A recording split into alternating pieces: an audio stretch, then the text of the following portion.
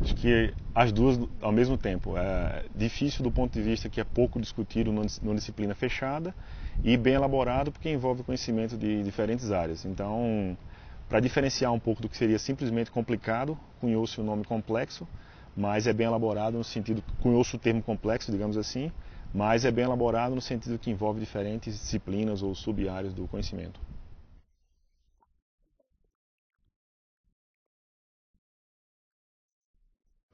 Ah, bem no começo, né, talvez eu tenha começado isso aí na graduação. Eu sou engenheiro químico de formação e a gente tinha um grupo de estudo que se reunia todos os sábados para discutir alguns temas não convencionais, digamos assim, da química ou da física na graduação. E nesse período a gente começou a estudar alguns textos específicos de processos, digamos, complexos, não é, de termodinâmica irreversível. E desde essa época eu me interessei pelo tema. Então, durante o mestrado eu mudei um pouco, vim para a área de fisicoquímica, né, saí da engenharia química, vim para a área de fisicoquímica, mas trabalhar com alguma coisa convencional, não exatamente nessa linha. E só no doutorado foi que eu mudei. Fui trabalhar na parte de química, agora um pouco mais focado na dinâmica não linear, nessa interface química, física e matemática. Então, desde aí que vem o interesse, além da curiosidade natural por sistemas biológicos. Sistemas complexos, na verdade, o termo seria melhor referido como comportamento complexo. Então, são vários os sistemas que podem apresentar comportamento complexo numa determinada faixa de parâmetros, digamos assim. Então, na verdade, em lugar de sistema, a gente fala em comportamento complexo e isso emerge em várias áreas. A gente tem desde de fenômenos sociais, fenômenos biológicos, além de química e física. Em matemática, você vai fazer modelagem do clima, por exemplo. Então é uma área bastante ampla, porque envolve exemplos de várias áreas separadas.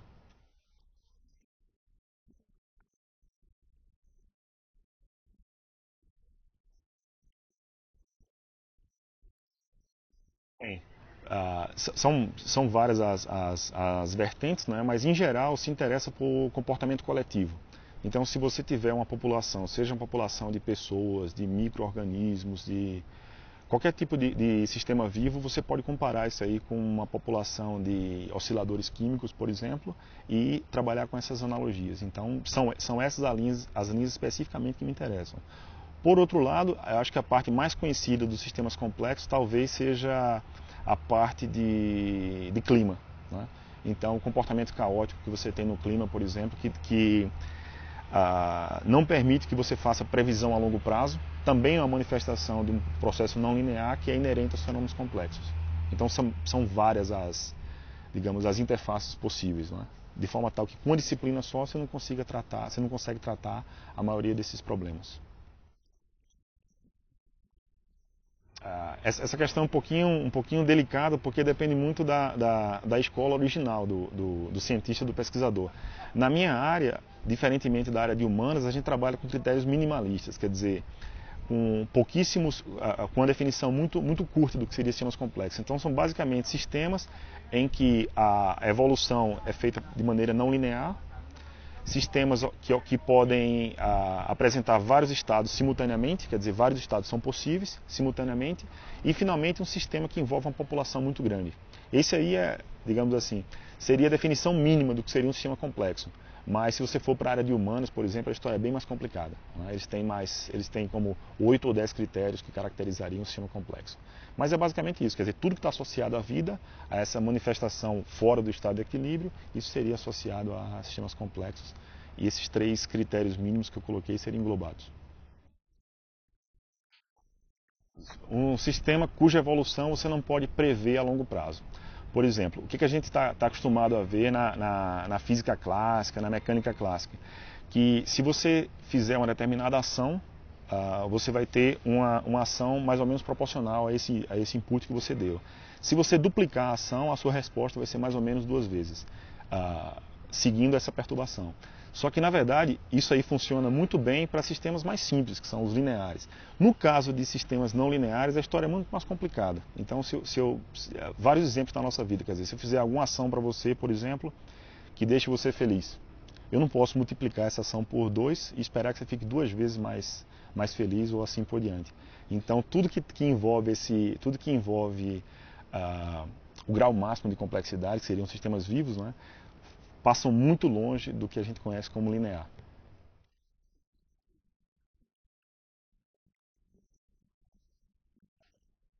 Entrar em acordo já é um pouquinho mais delicado, né? Quer dizer, é impossível resolver alguns problemas, ou pelo menos tratar alguns problemas, limitando a atuação de uma área só. Então a gente precisa dessa interface.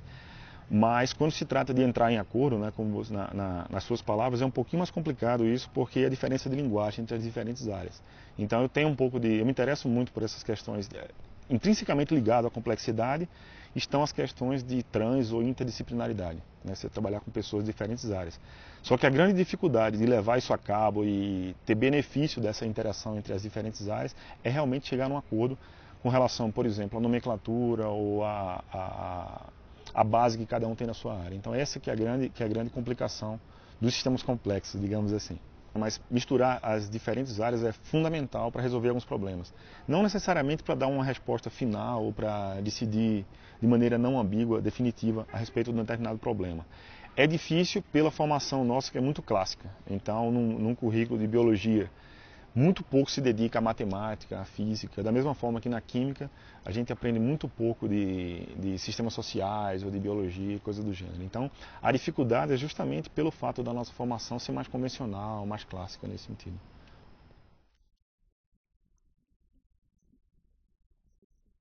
A minha área, a formação original é química, com ênfase em eletroquímica. Então, eu me interesso muito por sistemas químicos que são muito mais simples do que sistemas vivos, certo? Sistema que tem muito menos moléculas envolvidas, muito menos reações associadas. Eu me interesso pelo acoplamento desse sistema, no seguinte sentido, de como um sistema químico muito simples, que a gente conhece, consegue trabalhar, pode representar em algumas condições comportamento complexo observado, por exemplo, no sistema biológico. Então, se você imaginar uma reação química, que, em particular o que me interessa, uma reação química que em determinadas condições apresenta comportamento oscilatório, quer dizer, ao invés de simplesmente reagir e parar naquele ponto, ela oscila, isso aí pode ser utilizado como modelo ou um análogo químico bem mais simples para você entender um comportamento complexo num sistema vivo, num sistema biológico qualquer, já que vida está associada, em última instância, à oscilação.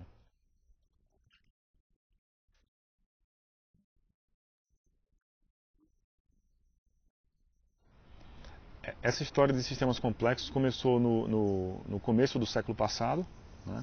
Mas demorou muito tempo para ser levado a sério, digamos assim, porque todos os comportamentos oscilatórios de sistemas de laboratório eram tidos como impossíveis, no sentido de que a termodinâmica que a gente conhecia não explicava esse tipo de comportamento. Então, muitas vezes você chegava com um resultado experimental, se apresentava isso aí na conferência e as pessoas não acreditavam porque não existia teoria para aquilo ali, simplesmente como se não pudesse existir. Então você mostrava uma coisa, isso aqui deve ter algum erro no experimento porque isso não pode existir. A gente não conhece nada que explique esse tipo de comportamento. Então demorou bastante para ser levado a sério esse tipo de pesquisa na área e foi com há controvérsias em relação a nomes, não é? Mas foi basicamente o professor Ilia Prigogine, que ganhou o Prêmio Nobel de Química em 2007, foi basicamente com a fundamentação que ele deu que esse tipo de estudo começou a ser levado a sério, né? Então, eu colocaria o tipo de pesquisa, tipo de observação experimental no começo do século passado e começou a levar a sério na metade do século passado, né? No Brasil tem alguma coisa sendo feita na física, na química tem poucos grupos, tem um grupo do Rio de Janeiro, da UFRJ, do professor Faria, tem o que a gente faz aqui em São Carlos, no Instituto de Química, e tem mais alguns exemplos na física e na matemática. Mas ainda, digamos assim, a massa crítica é muito pequena no Brasil ainda, né? Ainda há necessidade de espalhar, principalmente na química e na física, ainda há muito campo para crescimento dessa área.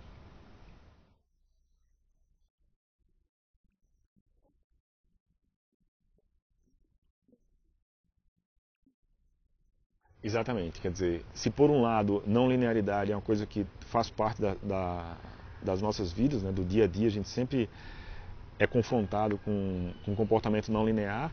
Em sistemas químicos, que foram os primeiros exemplos mais interessantes, digamos assim, dessas oscilações, isso era observado em laboratório, só que como não tinha uma teoria para explicar, foi jogado de lado. E o maior problema de aceitar ou não essas novas evidências estão relacionadas basicamente pelo fato de apresentarem não linearidades, que isso não é contemplado pela termodinâmica clássica que se conhecia à época.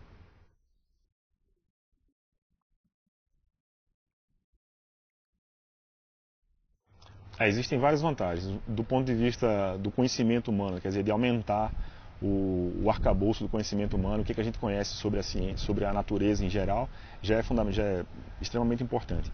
Do ponto de vista prático, são vários os exemplos, como você controlar algumas reações que oscilam para ter a melhor conversão para um determinado produto, para evitar algumas rotas que não são desejáveis do ponto de vista industrial, por exemplo. E do ponto de vista biológico, né, que eu sempre menciono esses exemplos, tem um caso bastante interessante que seria controlar as arritmias cardíacas. Então, o que acontece antes do processo de fibrilação do coração, quer dizer, ele substitui a sua dinâmica regular, bem comportada, característica do sistema sadio, e passa para um sistema com problema, que seria um batimento cardíaco caótico. Então, entender como essa dinâmica evolui é bastante importante para evitar problemas cardíacos, por exemplo.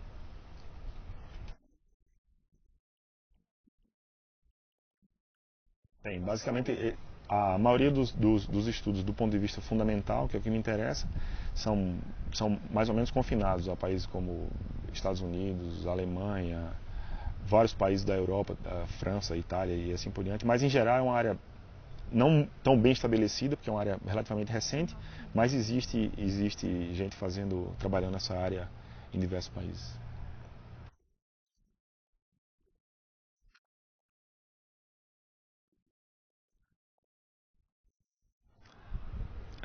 Esse centro da Coreia do Sul que você mencionou é o Centro em Homenagem à Guerra de Ertl, que foi o Prêmio Nobel de Química 2007, e o convite surgiu a partir da relação pessoal que eu tenho com ele e com colaboradores dele, que foi construído durante o meu período de doutoramento no Instituto Fritz Haber de Berlim. Participar desse centro tem sido uma coisa muito importante para a minha carreira, não só do ponto de vista da ciência que eu faço no dia a dia, do trabalho que eu desenvolvo junto agora com esses colegas da Coreia do Sul, mas também do ponto de vista mais amplo, para discutir ou tentar aprender um pouco do modelo de ciência que se utiliza atualmente na Coreia do Sul, que que está sendo baseado nesse centro, em grande parte no modelo de sucesso da Sociedade Max Planck. Então eu acredito que haja algumas características em comum entre o momento histórico do Brasil, da Coreia do Sul, de poucos anos atrás, não é? E o modelo do futuro, que seria algo baseado na experiência da Sociedade Max Planck. Então é um privilégio muito grande e eu me sinto lisonjeado com a possibilidade de participar desse centro.